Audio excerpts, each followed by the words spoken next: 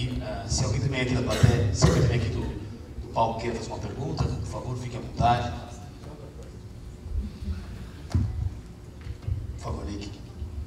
Por gentileza. So, I would like to ask a question to Jürgen, because we heard over the last couple of days how the glass bulb is sort of the heart and lungs of a sprinkler. And what are, you showed some of the things that can go wrong, and what is the best way to protect against bad bulbs getting put in sprinklers? I mean, the best thing is to use only high quality products. And one of the procedures that can guarantee this is the certification of the sprinkler and follow up of this certification. It's not only a one-step test, but there's a follow-up of the production and to guarantee ongoing quality. Obrigado. Alguém tem um comentário? Peter, queria te fazer algumas considerações. Durante a sua apresentação, você citou bastante, enfim, o conceito existente, né? O que é feito atualmente no que diz respeito à proteção em edificações e rebaixamento, e algumas opções existentes aí, enfim, a forma como vocês estão abordando esse tema. Como isso está sendo tratado no âmbito da NFPA 13? Sei que você, enfim, é membro ativo dela. Tem alguma ideia de alteração para longo prazo? Qual é o modelo que você acha que deve ser implementado no sentido de revisar a norma, por exemplo?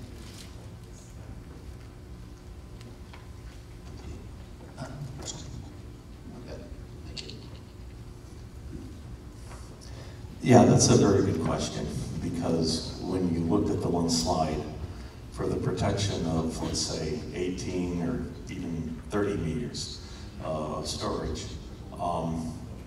the way it's done in one particular standard, in fact it's yours, is that based on that clearance, it's sprinkler specific. And in NFPA 13, it's not, okay? That design originated back in a time when we weren't, building 30-meter open areas.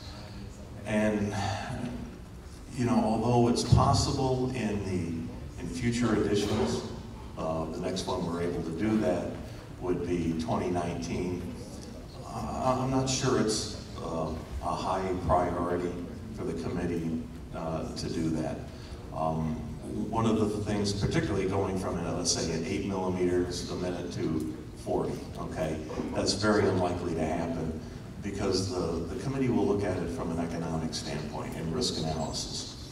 They'll say, where have been the fire losses in a convention center that would warrant the increased costs of that kind of density increase? I mean, it's something that we can discuss, but it hasn't hit the priority for the technical committee yet.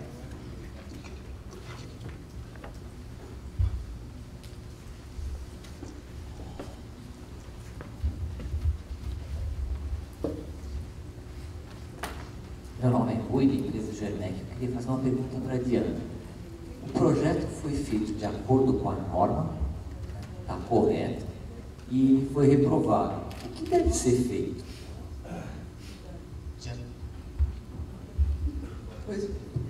Pois é difícil, porque eu brigo muito, né? Eu vou, mostro o capítulo da norma onde está aquilo, entendeu? Mas é difícil. A história de sprinkler no entrefogo, por exemplo, eu desisti de brigar. Então eu leio, um caderno lojista pede sprinkler no entrefogo, eu ponho. Porque eu já cansei de brigar por isso, dizer, olha, o forro é combustível, as eletrocalhas estão fechadas, o ar-condicionado é com lã de rocha, a gente tomou todas as precauções e tal. E eles falam assim, o último argumento deles, ele diz assim, mas a nossa norma pede, entendeu? Então, não tem argumento, né? Mas com relação a distâncias, a suportes, essas coisas, eu brigo e mostro que na norma é diferente, né? Entre forro é uma briga que eu não consegui mais ganhar, mas o resto eu ganho. Eles complementando, né? Lá do CBSpk, acho que talvez uma forma de facilitar esse processo é algo que nós estamos fazendo, por exemplo, com a aula do Spring, ampliando a discussão do mercado, né? Fazendo esse processo de entendimento, né? seja facilitado através de eventos como esse, né? E com certeza para o próximo ano, talvez alguns treinamentos específicos, por que não? Algumas reuniões, alguns bate-papos com a associação de logística, enfim, tentar entender, porque às vezes o nosso problema não é o problema deles, né? Então acho que é importante ampliar essa discussão e saber como todo mundo será beneficiado se essas recomendações que a Tiana colocou durante a apresentação já tivessem sido, enfim, sejam implementadas no futuro próximo. Pessoal, eu sei que vocês estão com fome, mas antes de finalizar, eu gostaria de confirmar se mais alguém tem um comentário, uma pergunta.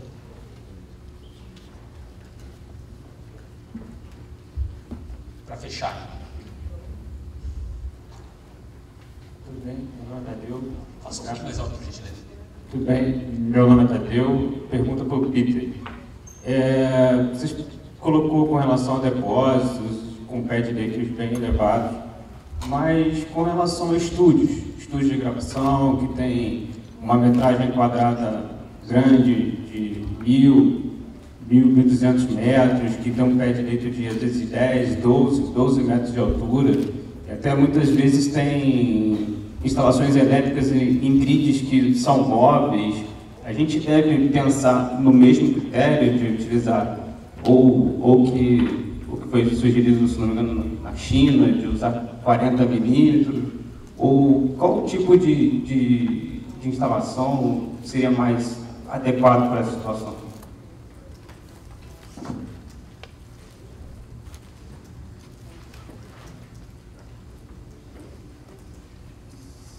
Okay, first, what I addressed was non-storage.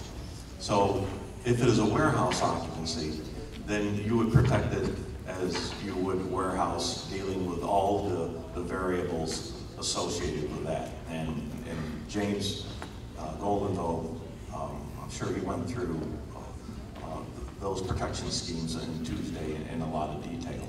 You know, mine was looking at where you have much lower hazard and a non-storage. Again, where do you go? Do you use 40 millimeters a minute? I think a lot of it depends on the clearance, and a lot of it depends on a comfort factor.